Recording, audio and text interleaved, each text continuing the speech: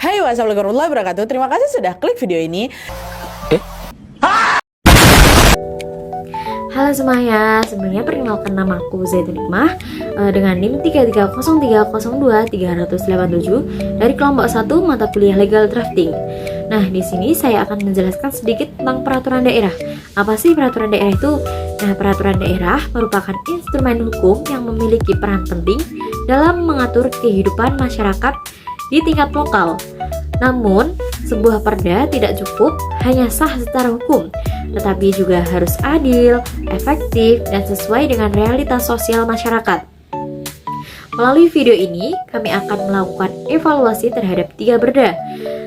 Salah satunya di Kota Surakarta, periode 2022 sampai 2024 dengan pendekatan filosofis, sosiologis, dan normatif untuk melihat sejauh mana perda tersebut benar-benar berpihak pada masyarakat. Perda pertama yang akan kami evaluasi adalah Perda Kota Surakarta nomor 14 tahun 2023 tentang pajak daerah dan retribusi daerah. Secara fisiologis, perda ini bertujuan meningkatkan pendapatan asli daerah untuk membiayai pembangunan dan pelayanan publik. Tujuan ini dasarnya sudah sesuai dengan prinsip kemanfaatan bagi daerah, namun secara sosiologis perda ini menimbulkan persoalan bagi UMKM dan usaha kecil.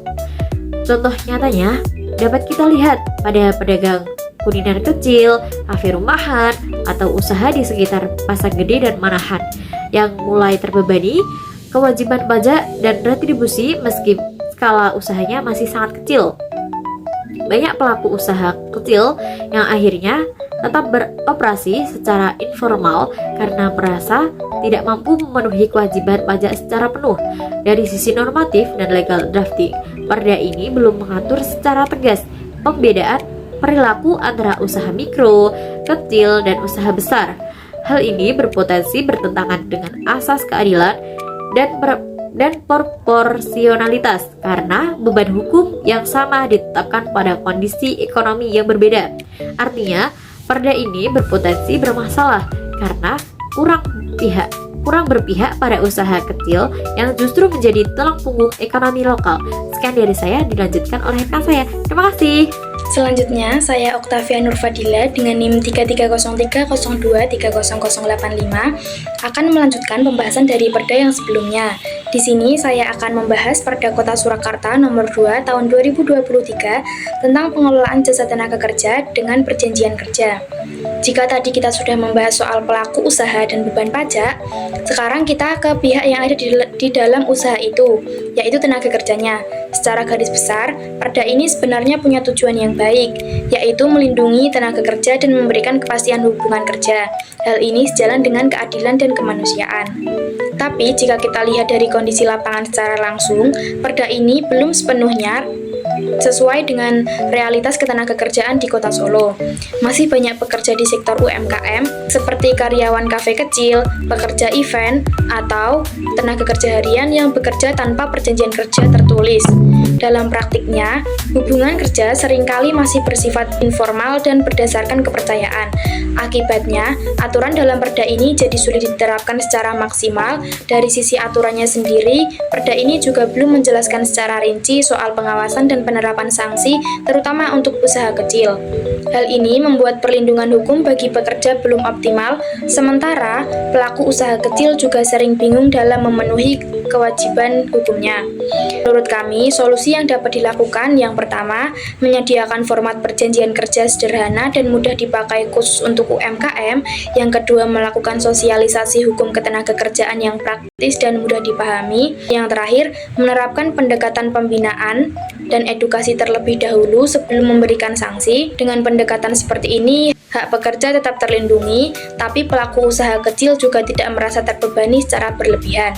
Pada akhirnya, hubungan kerja bisa berjalan dengan adil dan sehat, serta mendukung keberlangsungan usaha dan kesejahteraan pekerja secara bersamaan. Sekian yang dapat saya sampaikan, yang selanjutnya akan disampaikan oleh rekan saya. Terima kasih.